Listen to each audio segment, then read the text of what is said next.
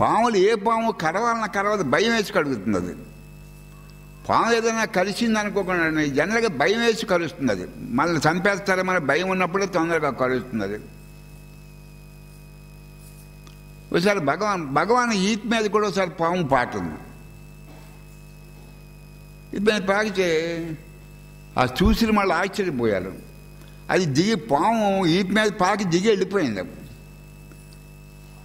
ఏమన్నా స్వామి మీ ఈత మీద పాకింది మిమ్మల్ని కరవలేదేంటి అన్నారు. అయితే చెట్టుల మీద కూడా పాములు పాగుతున్నాయి, చెట్టులను కరుస్తామని అడిగారు భగవాన్. ఏ స్థితిలో ఉన్నాడు చూడండి. చెట్టుల మీద కూడా పాములు పాకుతాయి, ఏ చెట్టు అయినా ఎంతవరకు పాము కరిసిందా?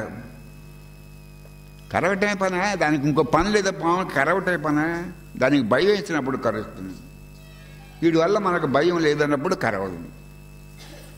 చెట్టును కరుస్తుందా? పాము చెట్టును కరుస్తుందా? చెట్ల మీద తిరుగుతున్నాయి కదా, పాములు తిరుగుతాయి కదా, చెట్టును కరుస్తుందా?